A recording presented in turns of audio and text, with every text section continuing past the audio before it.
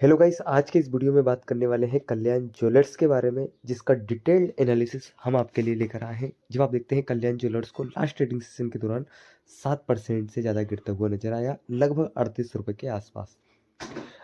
अगर आप देखते हैं तो डायमंड एंड ज्वेलरी सेक्टर का ये स्टॉक है, जैसा कि आप जानते हैं। जब आप देखेंगे इस स्टॉक को तो आपको देखने के लिए मिलेगा स्टॉक काफ़ी ज़्यादा वीकनेस फील कर रहा है। आइए कंपनी के कुछ स्टेटिक्स देख लेते हैं। जब आप देखते हैं तो कंपनी 50,000 करोड़ के आसपास का मार्केट कैप है, और अगर price to book value ratio देखेंगे तो आपको देखने के लिए मिलेगा कंपनी का 11.60 के आसपास price to book value ratio, जो कि अगर इंडस्ट्री से कंपेयर करेंगे तो आपको हाई देखने के लिए मिलेगा। बात करते हैं कंपनी के पी रेशियो की, तो कंपनी का जो पी रेशियो है वो 79.41 के आसपास है, जो कि अगर सेक्टर की पी से अगर आप कंपेयर करते हैं तो आपको देखने के लिए मिलेगा सेक्टर का पी का कितना है, 76 रुपये 96 पैसे। सो ओवरऑल अगर आप देखेंगे तो सेक्टर से थोड़ा सा महंगा ये स्टॉक चलता हुआ आपको नजर आएगा। ईपीएस की बात करते हैं, अर्निंग पर शेयर की बात करते हैं, तो आपको देखने के लिए मिलेगा ईयर ऑन ईयर बेसिस से 29.66% ये इंक्रीज हुआ है, जो कि एक बहुत अच्छी बात है कंपनी के लिए। बात करते हैं डिविडेंड, तो ये स्टॉक डिविडेंड भी देता है आपको 0.25% के आसपास ईयर ऑन ईयर बेसिस से। देन आफ्टर हम बात करते हैं कंपनी के रिटर्न्स की, तो आपको देखने के लिए मिलेगा पिछले 3 साल के अंदर इस स्टॉक ने लगभग 680% के आसपास आपको रिटर्न जनरेट करके दिए हैं। जब कोई 680% मतलब 1 लाख के ये 6,78,000 इस स्टॉक ने बनाए पिछले 3 साल में, तो क्या उसमें थोड़ी सी करेक्शन नहीं आ सकती? सो अगर आप कल्याण ज्वेलर्स को देखेंगे तो ये करेक्शन फेज आपको चलता हुआ नजर आएगा। बात करते हैं पिछले 1 साल की, तो पिछले 1 साल के अंदर 35% की 34% के रिटर्न जनरेट करे हैं इस स्टॉक ने। बात करते हैं 1 महीने की, तो 1 महीने में 18% के आसपास ये स्टॉक आपको करेक्ट करते हुए नजर आएगा। अगर बात करें ये साल कब से चालू हुआ है, अगर जनवरी से अगर आप कंपेयर करेंगे तो आपको देखने के लिए मिलेगा लगभग 45 दिनों में इस स्टॉक में 36% की गिरावट दर्ज की गई है। सो गाइस, जब आप इस स्टॉक की डिलीवरी देखते हैं तो आपको देखने के लिए मिलेगा कि इस स्टॉक ने लास्ट ट्रेडिंग सेशन के दौरान 1 करोड़ के आसपास वॉल्यूम ट्रेड हुई थी, जिसमें से लोगों ने 17 लाख के आसपास डिलीवरी लेकर गए। अगर डिलीवरी 40% के आसपास रहती है तो that is a good delivery, but अगर आप इसको कंपेयर करेंगे कल्याण ज्वेलर्स के पिछले 1 महीने के परफॉर्मेंस को, तो आपको देखने के लिए मिलेगा इस स्टॉक में जो एवरेज डिलीवरी रहती है वो 13% के आसपास रहती है, तो ये एवरेज डिलीवरी से कम है ओवरऑल अगर आप देखेंगे। तो फिलहाल की कंडीशन में आपको देखने के लिए मिलेगा इसमें डिलीवरी 12%, 14%, 14%, 13% इतनी ही डिलीवरी दर्ज की जाती है। अगर बात करते हैं पिछले 1 महीने की, तो 3 करोड़ के आसपास वॉल्यूम ट्रेड हुई है, जिसमें से अगर आप देखेंगे तो 13.03 के आसपास डिलीवरी गई है 42 लाख के आसपास। वहीं अगर आप देखते हैं कंपनी के फाइनेंशियल्स, तो कंपनी ने 2020 के अंदर 156 करोड़ रुपए के आसपास अपने फाइनेंशियल पोस्ट करे थे। अगर वहां से अगर आप आज कंपेयर करते हैं तो आपको कंपनी अपने फाइनेंशियल पिछले 5 सालों के अंदर अंदर अपने फाइनेंशियल को 3 टाइम इंक्रीज करती हुई नजर आएगी।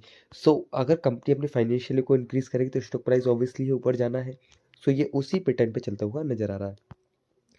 जब भी आप किसी स्टॉक को रिव्यू करें तो आपको ये देखना होगा कि कंपनी के फाइनेंशियल हमेशा अपसाइड होना चाहिए, कंस्टेंट कंसिस्टेंसी के साथ ऊपर ही जाना चाहिए, अदरवाइज फ्लक्चुएशन नहीं होना चाहिए। फ्लक्चुएशन रहता है तो फिर वो स्टॉक प्राइस या वो स्टॉक फंडामेंटल स्टॉक नहीं है। अगर आप देखते हैं सार्क पोर्टफोलियो कौन कौन से 3 मेजोरिटी होल्डर्स हैं, तो गवर्नमेंट ऑफ सिंगापुर का 2.01% के आसपास इसके पास पोर्टफोलियो है। फ्रैंकलिन इंडिया ग्रुप के पास 1.31% के पास है, और अगर देखेंगे नोमुरा इंडियन इन्वेस्टमेंट के पास 1.24% के आसपास इसका पोर्टफोलियो है। सो गाइस, जब आप देखते हैं इस स्टॉक के अर्निंग फोरकास्ट को, तो आपको देखने के लिए मिलेगा इस स्टॉक के मार्च 2024 में जो अर्निंग फोरकास्ट थे वो 140 करोड़ रुपए के आसपास थे। मार्केट ने पोस्ट करा 138 करोड़। लास्ट क्वार्टर के अंदर थे कितने, सितंबर के क्वार्टर के अंदर 198 करोड़ के आसपास फोरकास्ट, जो कि 131 करोड़ कंपनी ने पोस्ट करा, और लगभग आप कह सकते हैं 34% से ज़्यादा का डिक्लाइन दिखाया है एस्टीमेट से। उसी के कारण इस स्टॉक में कंटिन्यूसली गिरावट देखने के लिए मिलेगी। वहीं दिसंबर के अगर फोरकास्ट देखेंगे तो 230 करोड़ रुपए के आसपास कंपनी ने प्रॉफिट पोस्ट करा है, जो कि अगर आप देखेंगे तो यहाँ आपको क्लियर कट देखने के लिए मिलेगा। 246 मार्केट एस्टिमेशन था और मार्केट ने पोस्ट करा है 230 करोड़। अब देखते हैं मार्च में 206 करोड़ के आसपास फोरकास्ट दिया है। अब ये फोरकास्ट को बीट कर पाता है मार्केट या नहीं, ये देखना होगा आने वाले क्वार्टर के अंदर। वहीं जब आप बात करते हैं थोड़े से टेक्निकल टर्म्स की, तो आपको देखने के लिए मिलेगा इस स्टॉक के अंदर वेरी बेरिश मोमेंटम चला हुआ है। और अगर 5 डे मूविंग एवरेज 2 और 10 day 20 day 50 day 100 day and 200 day सबसे वीकनेस शो करता हुआ नजर आ रहा है। सो गाइस अगर आप देखते हैं 200 डे मूविंग एवरेज, तो कम से कम 589 रुपए के आसपास 200 डे मूविंग एवरेज ट्रेड करता हुआ नजर आ रहा है, और ऑब्वियसली 590 मान सकते हैं। और स्टॉक प्राइस कहाँ ट्रेड कर रहा है अभी? लगभग 488 रुपए के पास। सो आपको देखने के लिए मिलेगा स्टॉक 100 रुपए डाउन चलता हुआ नजर आ रहा है।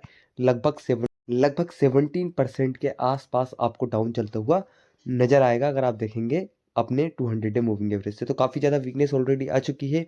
अब आपको कब इसमें बाइंग पोजीशन बनानी चाहिए, कब नहीं बनानी चाहिए, एक बार आप आरएसआई को देखें, वीकनेस शो कर रहा है, एमएससीडी वीकनेस शो कर रहा है।